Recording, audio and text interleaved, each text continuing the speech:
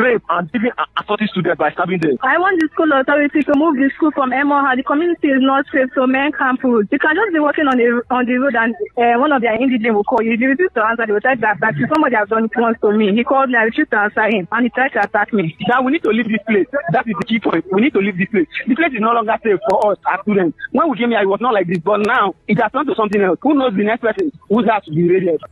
I agree with the students. If security cannot be guaranteed, then they need to leave. So all the authorities on ground, all the stakeholders, school management, security forces, community, local government, everybody who is a stakeholder of security needs to be up and doing to ensure that that community is safe. Not just the school, but by extension, the community. And for the right reasons, schools need to be protected at this time because it seems there is an attack on education. It's abductions in the north. And even if it's not this wave of abductions, it's ASU strike every other day. And now it is calculated attacks on campuses. So we cannot afford to have this, add this variation of insecurity to a threat against education. So we must all act. And finally, before I open the phone lines, this is something that stirred a lot of reactions. Nigerians did not find this situation funny. Senate President Akpabio was trending for a major part of today. And it came after he read a dinner invitation from First Lady Oluremi Tinubu on the Senate floor. He described senators as the children of the First Lady. The remark ignited outrage nationwide. I kept reading comments on Twitter, and at some point I had to stop because Nigerians were not kind. And Nigeria is battling insecurity. Hardship is rising. The public frustration is at its peak. Many Nigerians see the invite and Akpabio's tone as tone deaf. To them, it shows the leaders are detached from the suffering of ordinary citizens. The backlash has kept Akpabio in the spotlight. Critics accuse the Senate of choosing fine dining at the villa while the country is burning. But let's hear the Senate President read the letter to senators on the floor of the Red Chambers.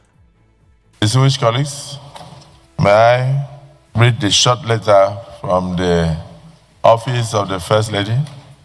Invitation to dinner. Invitation to dinner.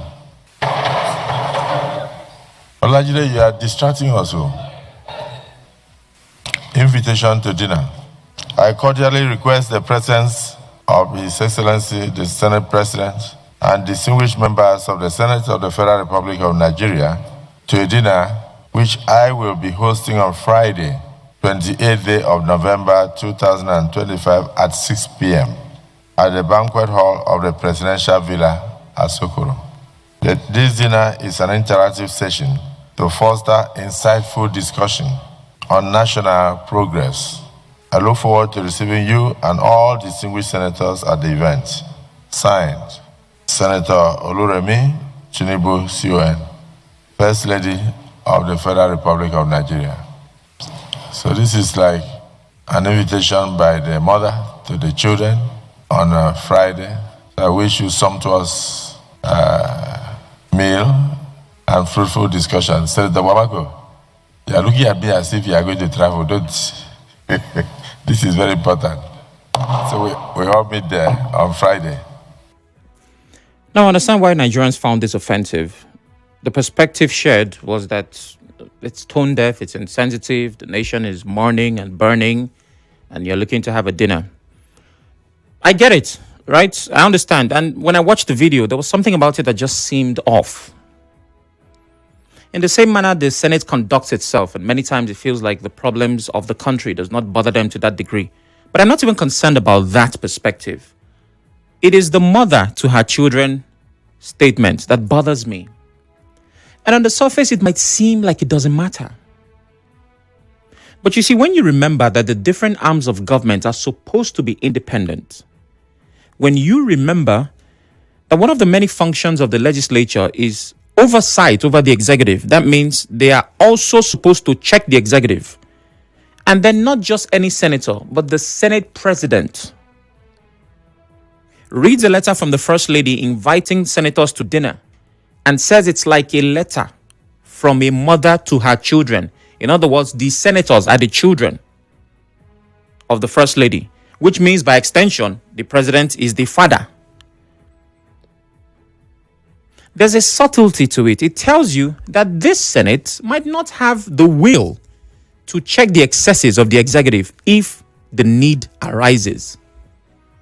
Even as a joke, you don't crack this kind of joke in a democracy that claims that it functions optimally. And this is coming at a time when Nigerians are clearly stating, based on a couple of things they've seen, that the arms of government are not independent.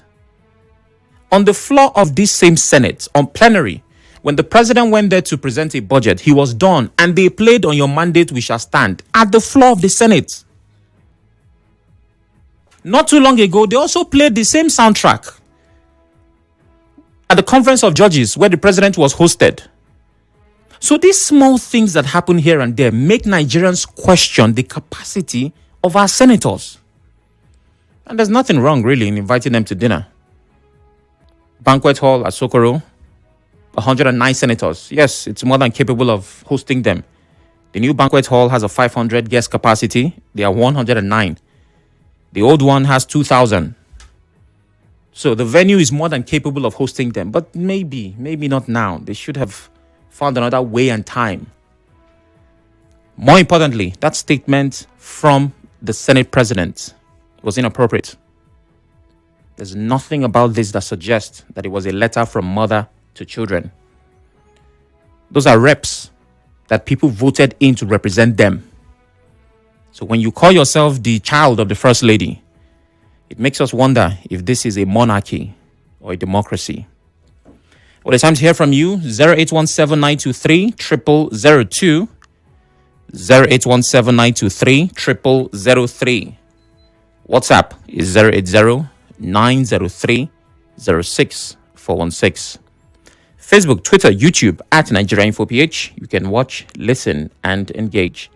Please turn off your radio as you call. And as always, 60 seconds is more than enough to air your views.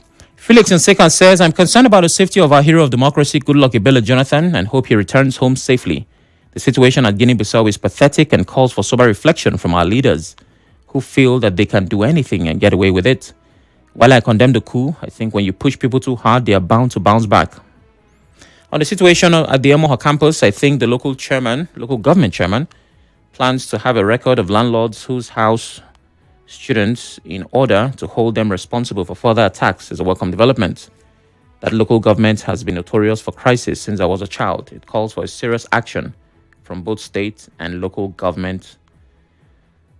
All right, this one says, hello, Sam. Good afternoon. Good luck.